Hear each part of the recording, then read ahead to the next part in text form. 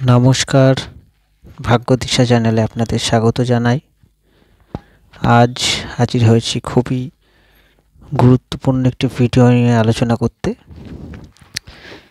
আজকে আলোচনা করব শুক্রের উচ্চ অবস্থায় কী ফল দেবে সার্বিক গ্রহগত অবস্থানের উপর ভিত্তি করে সমাজে, ব্যক্তিগত জীবনে, চাকরি, কর্ম, ব্যবসা, বিবাহ ইত্যাদি সকল বিষয়ে শুক্রের এই তুঙ্গ অবস্থায় গোচর করা কী ফল দিতে পারে এবং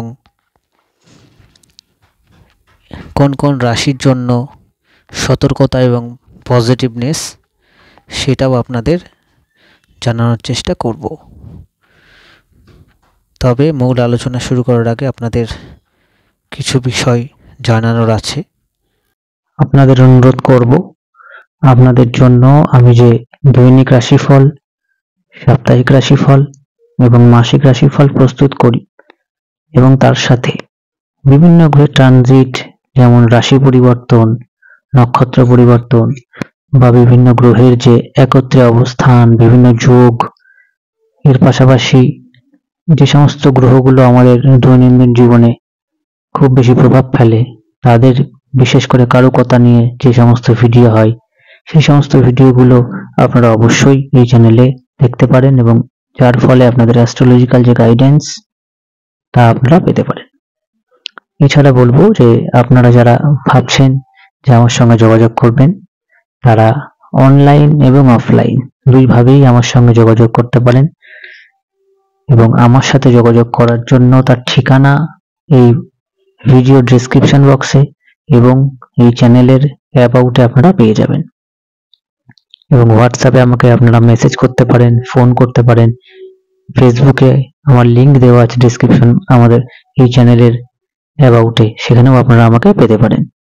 আর একটি বিষয় আপনাদেরকে জানাবো যে হাতে লেখা কুষ্টি যারা যারা পেতে চাইছেন প্রাচীন ভারতীয় বৈদিক পরম্পরা মেনে সেই হাতে লেখা কুষ্টি পাওয়ার জন্য আপনারা অবশ্যই যোগাযোগ করতে পারেন এবং যারা অনলাইন কনসালটেন্সির কথা ভাবছেন তারা ভিডিও কল এবং অডিও কল দুইভাবেই আমার সঙ্গে কমিউনিকেট করতে পারেন। এবং আরেকটি শেষ আপনাদের যে অনুরোধ করব যে অবশ্যই এই চ্যানেলটিকে সাবস্ক্রাইব করবেন, শেয়ার করবেন, কারণ আগামী দিনে আরো নতুন নতুন ভিডিও নিয়ে আমি আপনাদের সামনে উপস্থাপন করব এবং দৈনিক, সাপ্তাহিক এবং মাসিক এই 3 রাশিফল আপনাদের সামনে একইভাবে যেভাবে চলছে সেভাবেই চ্যানেলের মাধ্যমে আপনারা পেয়ে থাকবেন। শুক্র মীন রাশিতে তুঙ্গ হয় এবং কন্যা রাশিতে নীচ হয়। প্রায় প্রতি বছরই শুক্রের এই তুঙ্গ অবস্থা আমরা লক্ষ্য করি। আমি প্রথমে আপনাদের তারিখ সম্পর্কে অবগত করব। মার্চ মাসের একদম শেষ দিন শুক্র শনির মূল ত্রিকোণ অবস্থা কুম্ভ রাশি ত্যাগ করে বৃহস্পতির রাশি মীনে প্রবেশ করবে এবং তুঙ্গ হবে। যখন মীন রাশিতে শুক্র প্রবেশ করবে সেই সময় মীন রাশিতে সূর্য এবং রাহু আগে থেকেই অবস্থান করবে। শুক্র এপ্রিল মাসের 25 তারিখ পর্যন্ত মীন রাশিতে থাকবে, তবে মীন রাশিতে সূর্যের অবস্থান ঘটবে এপ্রিল মাসের 13 তারিখ পর্যন্ত। মোটামুটি 14 দিন শুক্র এবং সূর্যের একই রাশিতে অবস্থান আমরা লক্ষ্য করব এবং রাহু শুক্রের এই গোচরে সম্পূর্ণটাই মীন রাশিতে অবস্থান করবে। বৃহস্পতির নক্ষত্রকে অবলম্বন করে অর্থাৎ পূর্ব ভাদ্রপদ নক্ষত্রকে অবলম্বন করে শুক্র কুম্ভ রাশি ত্যাগ করে মীন রাশিতে প্রবেশ করবে। এরপর শনির নক্ষত্র উত্তর ভাদ্রপদ এবং তারপর শেষ নক্ষত্র 27 নম্বর নক্ষত্র রেবতীতে বুধের নক্ষত্রে প্রবেশ করবে। শুক্র যখন প্রবেশ করবে তখন তার দ্বিতীয় বৃহস্পতি এবং বুধ অবস্থান করবে। 9 তারিখ এপ্রিল মাসের বুধ ব্যাক করবে মীন রাশিতে। আমরা বুধের বক্রতা বা বক্রী গতি মীন রাশিতে লক্ষ্য করব। এক্ষেত্রে যতদিন শুক্র এই রাশিতে থাকবে, 9 তারিখের পর এপ্রিল মাসের বুধ মীন রাশিতেই অবস্থান করবে। তাহলে এখানে আমরা এখানে আমরা শুক্র রাহু, শুক্র রবি, শুক্র বুধ এবং শুক্র কেতু যেহেতু কন্যা রাশিতে রয়েছে শুক্রের সমসপ্তমে, এতগুলো যোগ লক্ষ্য করব। এখন আমি আপনাদের বলবো যে কোন কোন ব্যক্তি বা কাদের এই গোচর এর ফল আপনারা বেশি উপভোগ করবেন। যাদের জন্মছকে শুক্র নীচ বা শুক্র তুঙ্গ, সেই সমস্ত ব্যক্তি, যাদের শুক্রের দশা এবং বৃহস্পতির অন্তর্দশা বা উল্টোটা, বৃহস্পতির মহাদশা শুক্রের অন্তর্দশা, যেহেতু বৃহস্পতির রাশিতে শুক্রের প্রবেশ, এখানে বৃহস্পতি অবভিয়াসলি প্রায়োরিটি পাবে। দশা অন্তর্দশায় রাহু এবং শুক্র রয়েছে, রবি এবং শুক্র দশা অন্তর্দশায় রয়েছে, সেটা অবশ্যই এপ্রিলের 13 তারিখ অবধি, এবং বুধ এবং শুক্র দশা অন্তর্দশায় রয়েছে, সেটা এপ্রিল 9 তারিখের পর থেকে। এতগুলো কম্বিনেশন শুক্রর সাথে যদি থাকে, সেই সমস্ত ব্যক্তিদের এই গোচর এবং তার ফলাফল আপনাদের মধ্যে পড়বে। এবং শুক্রের যে রাশি তুলা এবং বৃষ, অবভিয়াসলি তারাও প্রভাবিত হবেন, এটা বলাই বাহুল্য। প্রথমত বলবো শুক্রের এই তুঙ্গ অবস্থা অ্যাকচুয়ালি কি। শুক্র যে কারুকতাযুক্ত প্ল্যানেট, আমাদের আর্ট অ্যান্ড কালচার, অর্থের ভোগ, মায়াবাদ বা মায়া, ষড়রিপু, সম্পর্ক, দাম্পত্য, বীর্য, রোমান্স, আর্ট অ্যান্ড কালচার, ব্যবসা, বিশেষ করে ভোগ্যপণ্য, খাদ্যবস্তু, দাম্পত্য, মেটেরিয়াল সুখ, এই সব কিছুর কারক গ্রহই শুক্র।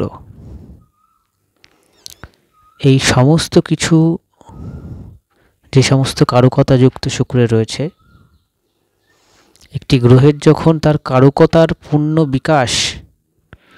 বিকাশের এক্সট্রিম যে ঘরে হয় বা যে রাশিতে হয়, তখন সেই গ্রহের সেই রাশিকে তুঙ্গ অবস্থা বলে। এবং যে রাশিতে গ্রহের কারকতা বিপরীত ধর্মী ফল গ্রহ ওই রাশিতে গেলে প্রদান করে বা প্রদান করতে বাধ্য হয়, সেই রাশিকে গ্রহের নীচ অবস্থা বলে। মীন রাশিতে শুক্রের যে কারকতা, ভোগ, মায়া, ষড়রিপু, সম্পর্ক, দাম্পত্য, রোমান্স, যা যা আছে, আর্ট অ্যান্ড কালচার, যাবতীয় সেকেন্ডারি ক্রিয়েটিভিটি,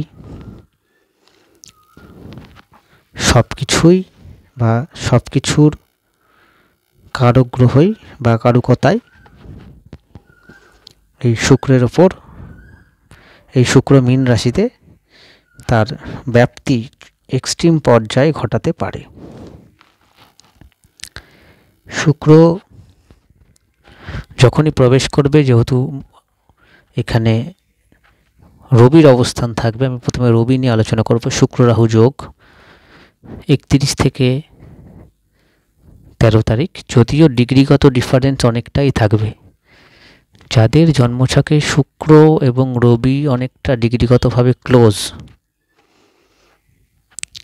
একই রাশিতে অবস্থান করবে এবং ডিগ্রিগতভাবে ক্লোজ, সেই সমস্ত ব্যক্তিদের বলবো যে সেই যোগ যদি আপনাদের পজিটিভ থাকে এবং দশা অন্তর্দশা বর্তমানে যদি আপনাদের ফেভারেবল হয়, আপনাদের নাম, যশ, খ্যাতি, বিশেষ করে অর্থ, প্রপার্টি, এই সমস্ত ক্ষেত্রে আপনাদের পজিটিভ বা বিকাশের জায়গা রয়েছে। এবং যদি এই যোগ নেগেটিভভাবে থাকে, রবি এবং শুক্রের যোগ এবং দশান্তর্দশা যদি আপনাদের ফেভারেবল না হয়, এই যোগ যেভাবে রয়েছে সেই ভাবকেন্দ্রিক আপনাদের নানান রকম সমস্যা, বিশেষত সম্পর্ক, দাম্পত্য এবং অর্থ, এবং শারীরিকভাবে চোখের সমস্যা, মাথার সমস্যা, কিডনির সমস্যা, এই হার্টের সমস্যা, এই সব কিছু ঘটার সম্ভাবনা কিন্তু থাকছে। এরপর শুক্র এবং বুধ যোগ যাদের জন্মছকে রয়েছে, 9 তারিখের পর শুক্র যতদিন থাকছে, অর্থাৎ 25 তারিখ, অন্তত 14 দিন এক্ষেত্রেও, তাদের বলবো যাদের জন্মছকে শুক্র এবং বুধের যোগ পজিটিভ রয়েছে এবং বর্তমানে আপনাদের দশা অন্তর্দশাও পজিটিভ, আপনাদের উচ্চশিক্ষা, আর্ট অ্যান্ড কালচার, ব্যবসা, marketing, electronics, electrical, engineering, hotel management, tourism, ভোগ্যপণ্যের ব্যবসা বা চাকরি ক্ষেত্রে IT sector, fashion industry, designing, animation, print media, এই সমস্ত ক্ষেত্রে আপনাদের পজিটিভ, চাকরি এবং ব্যবসা উভয় ক্ষেত্রে পজিটিভনেসের জায়গা থাকছে। এবং যারা ব্যাংকিং সেক্টরে আছেন তাদেরও ডেভেলপমেন্টের বিশেষ যোগ থাকছে। তবে এই যোগ যদি উল্টো হয় বা নেগেটিভ থাকে এবং দশান্তর্দশাও যদি আপনাদের সমস্যা থাকে, সেই ভাবকেন্দ্রিক সমস্যা তো হবেই। এছাড়া আমি জেনারেল বলবো যে আপনাদের ব্যবসায় লস, যে সমস্ত ব্যবসাগুলো আমি উল্লেখ করলাম, electronics, communication, print media, finance, ব্যবসা বা চাকরি, আপনাদের নেগেটিভ জায়গাটা থাকছে। এবং রোগের ক্ষেত্রে বলবো অ্যালার্জি, স্কিন, গাইনোলজিক্যাল সমস্যা, মেয়েদের, এই সব কিছুই কিন্তু সমস্যার জায়গাটা থাকবে। এবং আরেকটি যে যোগ নিয়ে আলোচনা করব, শুক্র রাহু, শুক্র কেতু। প্রথমে শুক্র কেতু যোগ নিয়ে বলবো যাদের জন্মছকে রয়েছে। এই যোগ যদি আপনাদের জন্মছকে থাকে, অবভিয়াসলি শুক্র রাহু যোগ থাকলে শুক্র কেতু যোগও থাকবে। তা প্রথমে শুক্র কেতু যোগে বলবো যে এই যোগে আপনাদের যে সম্পর্ক নিয়ে নানান সমস্যা আসবে, বিশেষ করে তৃতীয় ব্যক্তি আসারও সম্ভাবনা থাকছে। শুক্র কেতু, শুক্র রাহুর যে যোগ, এটা কামক যোগ বলা হয়। এই যোগ যাদের জন্মছকে পজিটিভ রয়েছে, খুব অল্প সংখ্যক মানুষ যাদের এই যোগটা পজিটিভ হয়, তাদের সেলস, মার্কেটিং, বিজনেস এবং সম্পর্ক, বা যারা পাবলিক ডিলিং করেন বা যারা পাবলিক ফিগার, তাদের আচট গ্রোথ আসার সম্ভাবনা থাকছে। তবে এই যোগের নেগেটিভ ইম্প্যাক্টই বেশি। যাদের জন্মছকে রয়েছে তারা নেশা জাতীয় সামগ্রী সেবন করা থেকে বা যারা করেন তাদের অতিরিক্ত বেড়ে যাওয়া, ইল্লিগাল কাজে জড়িয়ে পড়া, বিশেষত সম্পর্কের জটিলতা, দাম্পত্য হোক, প্রেমজ হোক, অতিরিক্ত অর্থ খরচের মনোভাব, ভোগ্যপণ্যের প্রতি আসক্তি, একাধিক সম্পর্কে জড়িয়ে পড়া এবং খুব তাড়াতাড়ি মুড সুইং করা, এই সব কিছু সমস্যা থাকছে। এবং অর্থ এবং সম্পর্ক, এই দুটো দিকে আপনাদের বিশেষ নজর দেওয়ার প্রয়োজনীয়তা রয়েছে। শুক্র রাহু যোগ আপনাদের সম্পর্ক নিয়ে এক্সপেকটেশন বাড়িয়ে দেবে এবং সেই এক্সপেকটেশন যখন ফুলফিল হবে না, তখন সেই সম্পর্কে চিড় ধরাবে। এটা খুব বেসিক কারুকথা এই যোগের। আপনাদের অবশ্যই এই জায়গা থেকে সাবধানতা অবলম্বন করতে হবে। ইন জেনারেল শুক্র তার যে তুঙ্গ অবস্থায় থাকছে, আমি সেটা বলবো যে ইন জেনারেল সমাজে art and culture, film industry, print media, যে মিডিয়ায় ভিজুয়ালাইজেশন আছে, এই সমস্ত মিডিয়া ক্ষেত্রে, ফ্যাশন ইন্ডাস্ট্রি, হোটেল বিজনেস, ভোগ্যপণ্যের ব্যবসা, যারা কোনো রকম